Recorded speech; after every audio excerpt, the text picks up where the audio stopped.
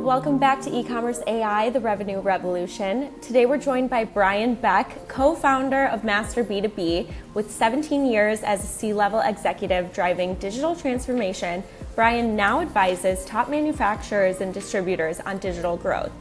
In this episode, we'll discuss key business challenges, enhancing customer experience, upgrading technology, and leveraging AI.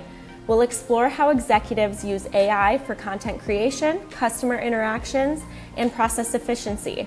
Brian and our CEO, Dr. Ari Khan, will also dive into the evolving B2B buyer landscape and share real-world examples of companies successfully transitioning their strategies. So without waiting any longer, I'm going to let you guys dive into this conversation. Thank you, Kristen. Brian, great to see you again. Yes, likewise. All right. Should I call you Dr. Khan? I like that. Not a real doctor, though. Don't get hurt. And by the way, Ari, I always wanted to be part of the revenue revolution. So here I am. There we go. Yeah, we're going to burn it down. Excellent. Let's do it. Where do we start? So, hey, I just finished the Master B2B Summit. Love to hear how it went.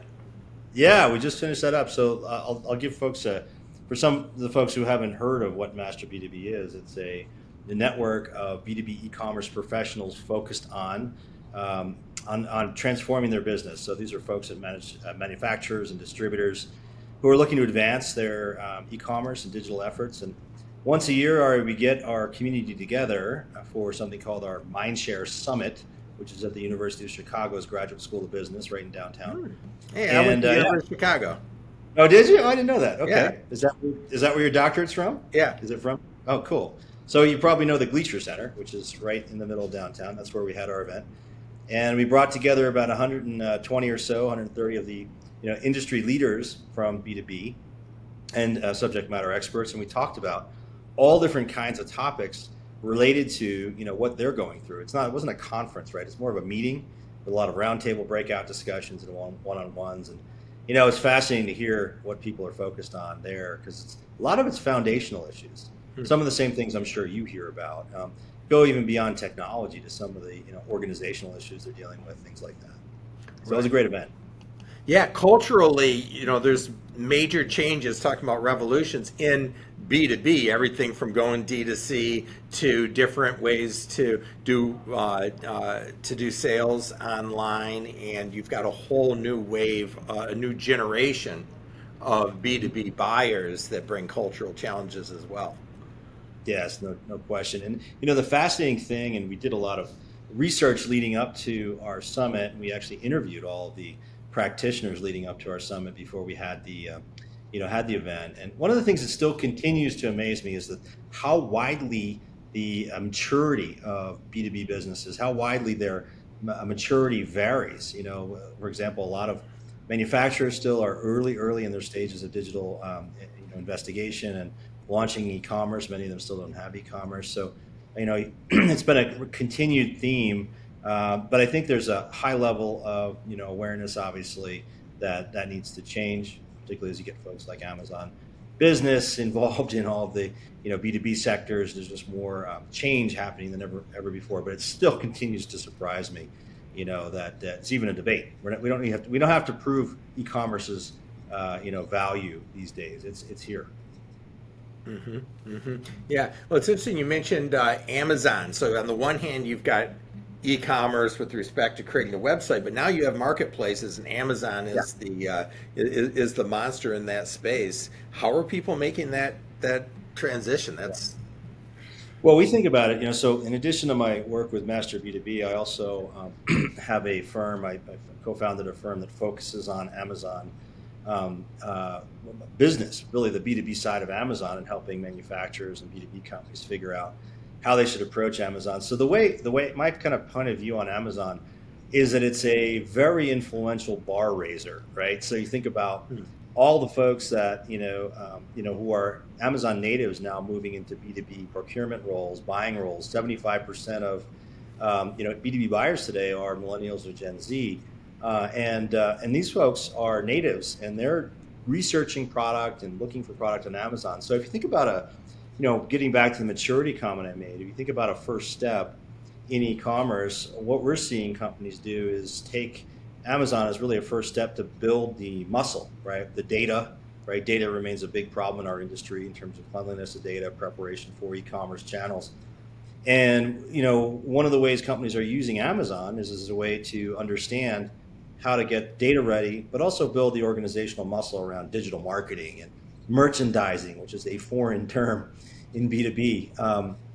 It's really a whole up leveling of the industry, and I think Amazon's pressure on traditional B2B channels is a good thing.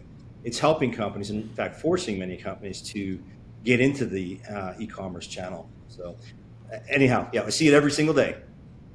So so Amazon charges a fee, and is that similar to what a lot of B2B companies would expect their distributors to be charging anyways? And does that wash out, or is it preferable, or is it better or worse?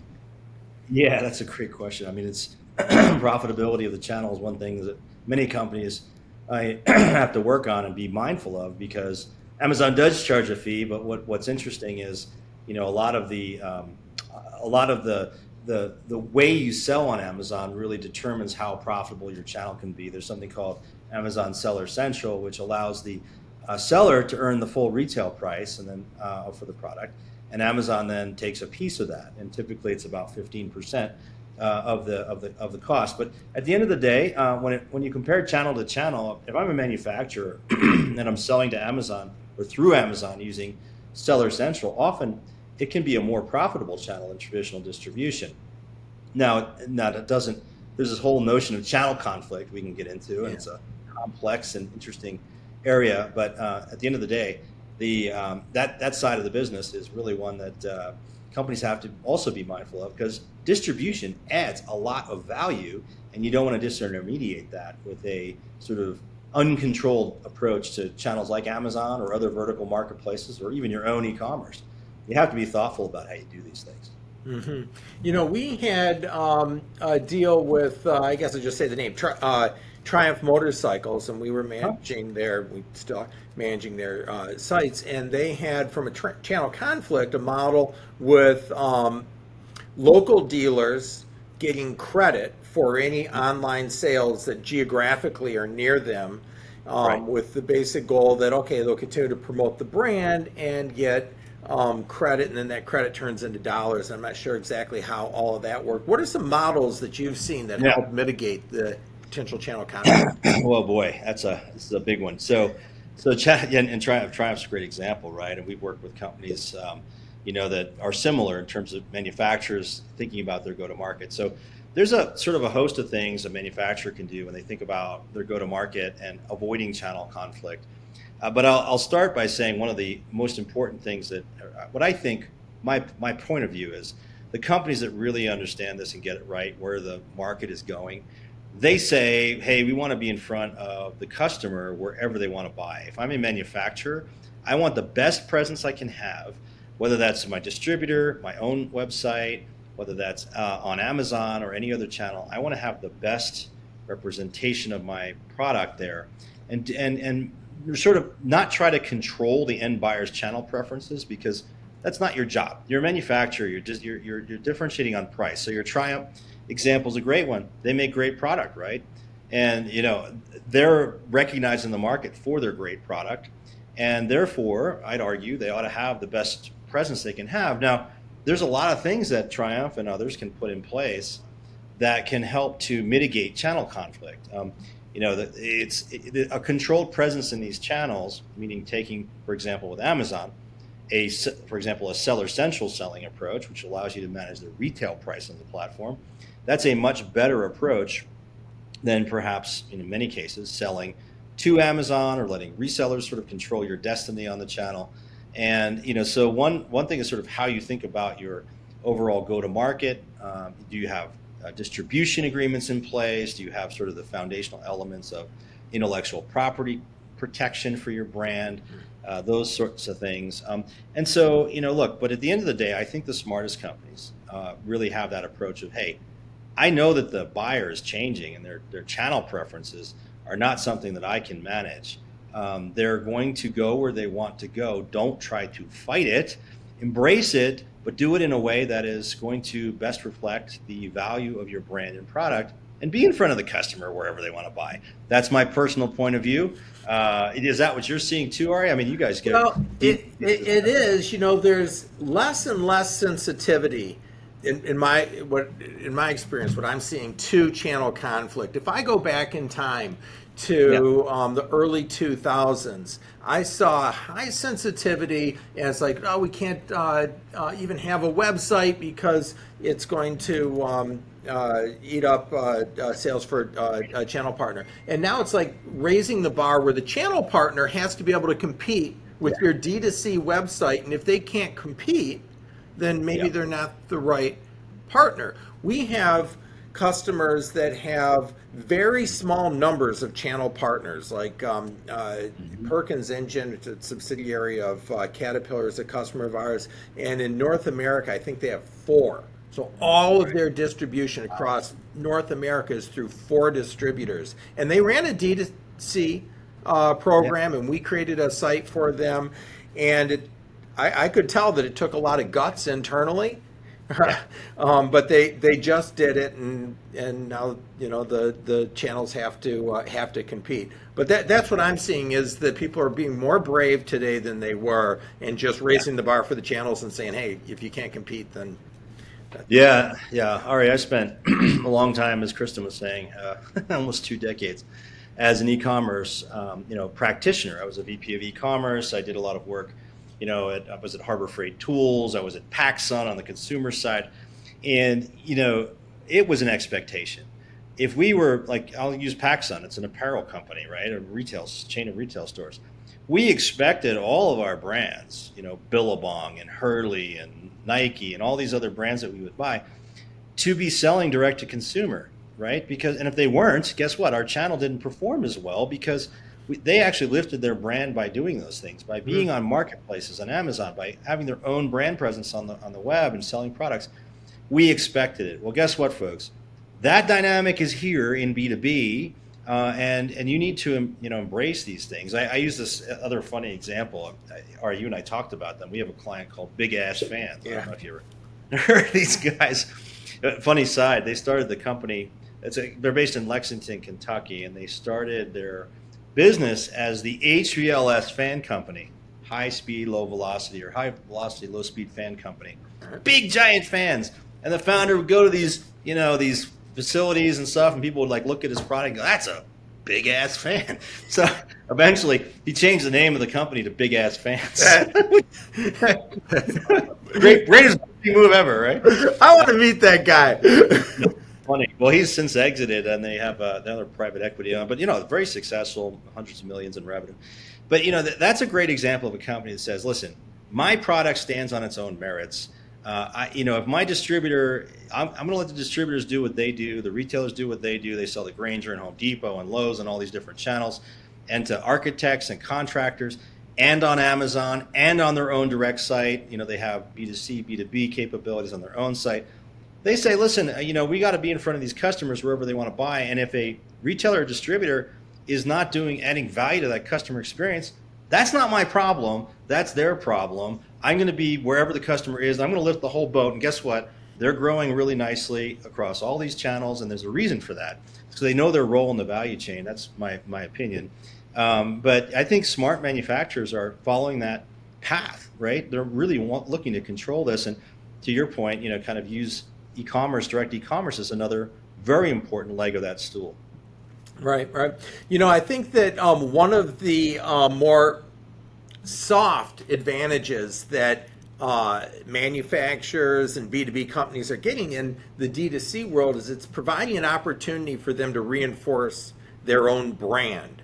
And we saw that actually going back to Caterpillar, where they had replacement parts for engines, gaskets, and so forth that were all being sold as generics rather than a genuine Caterpillar part. And by creating that direct sales channel, and maybe that also culturally just helped them in terms of promoting their brands more directly, but then ultimately did allow them to expand that brand loyalty, have more repeat sales to existing customers, and have tighter relationships rather than all this third parties. So people, I think, need to think about that as well as a side benefit or more than Yeah, I would agree with you. I mean, we work with a company called Grasshopper Lawnmower. You ever see these lawnmowers that go like 90 miles an hour over the grass and they spin around? You know, the White House uses them for their mowing their lawn, things like that, right? I mean, they don't actually go 90.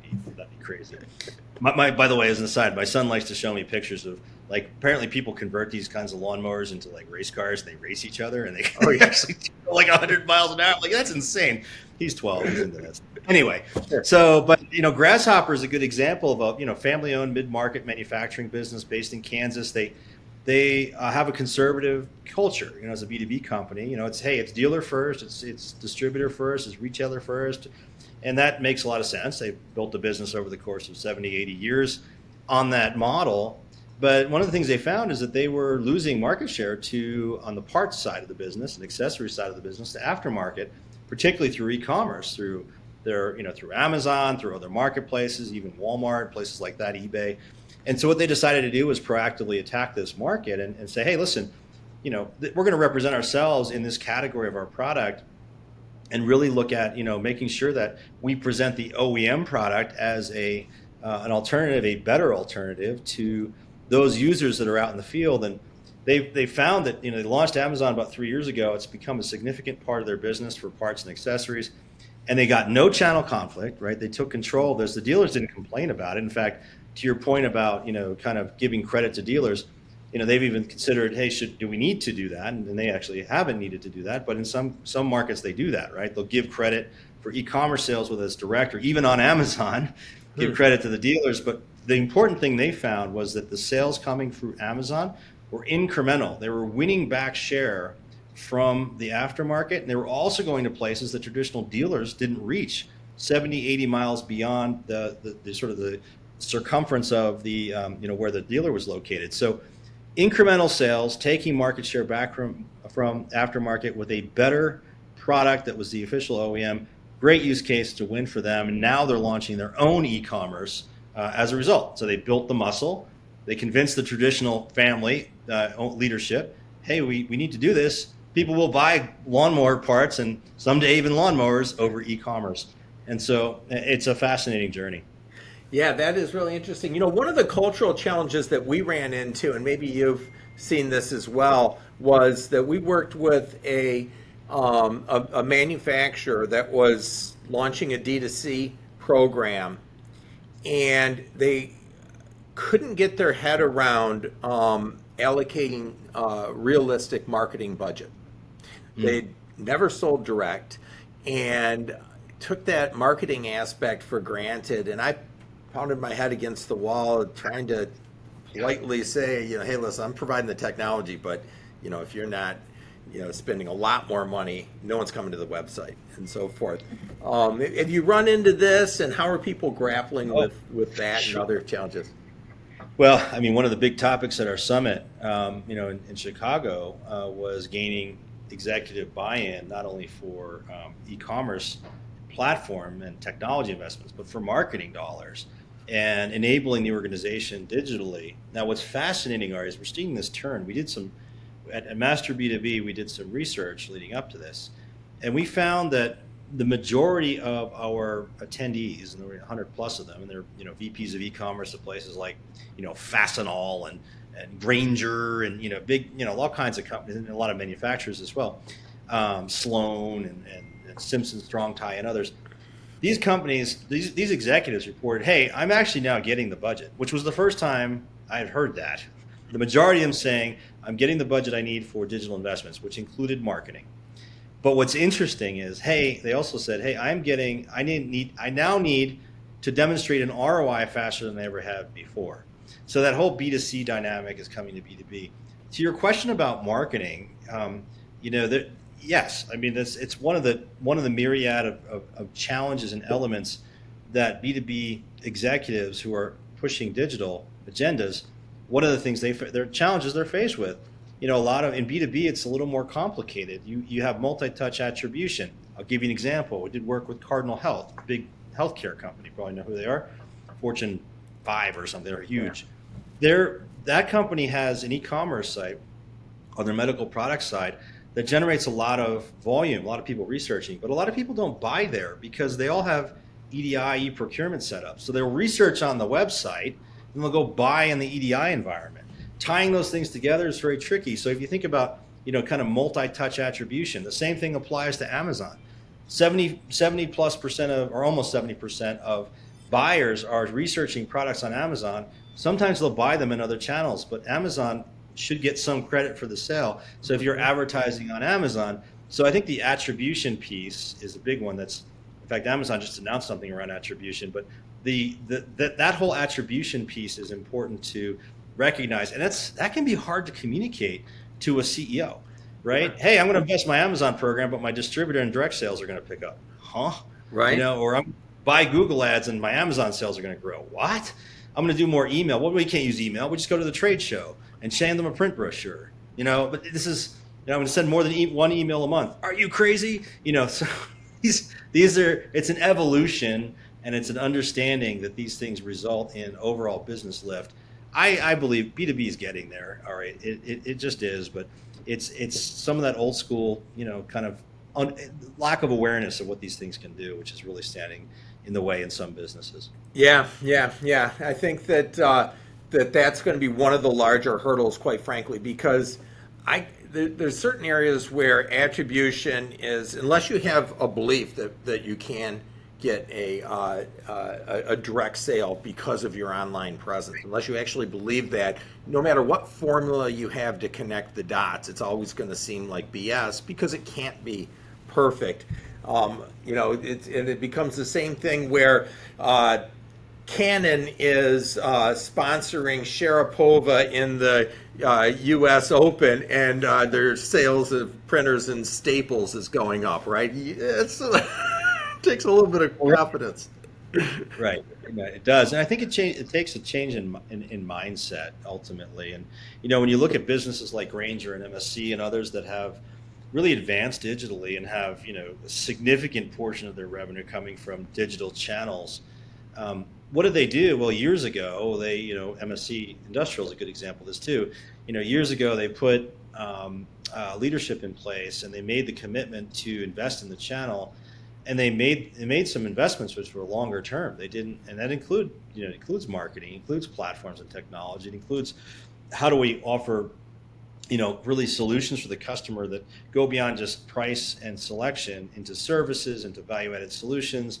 Fastenal talks a lot about, driving sales for their solutions, their vendor-managed inventory solutions and other things.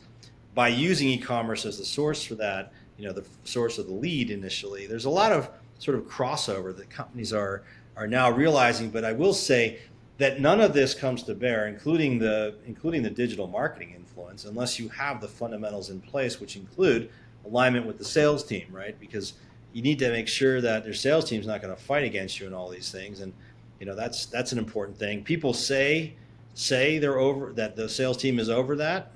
They said that in our research, that the sales team's aligned. I'm not sure I fully believe them. I think there's some resistance there, but anyway, I don't know what you're seeing. Are you seeing the same thing?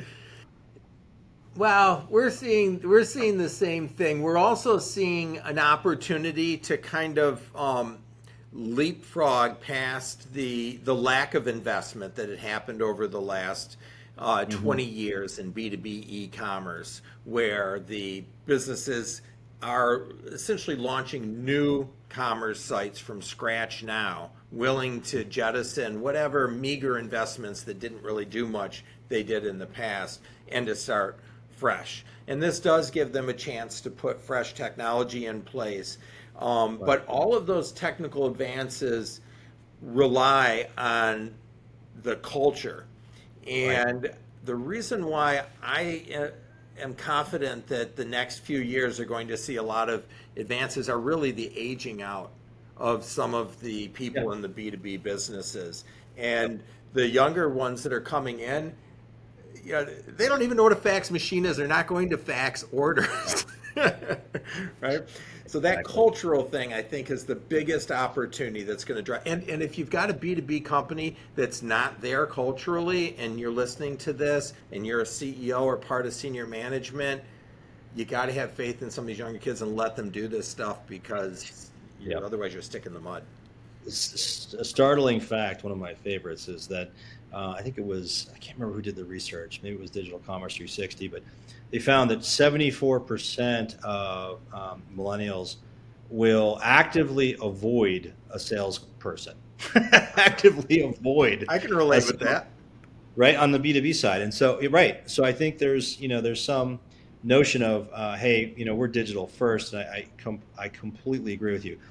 Now, by the way, Ari, I think Kristen is going to be mad at us if we don't talk a little bit about AI, right? So I Yeah, know of that course. set us up. We're talking about everything else except AI, so we don't want to make Kristen mad. She'll come hunt us down and kill us.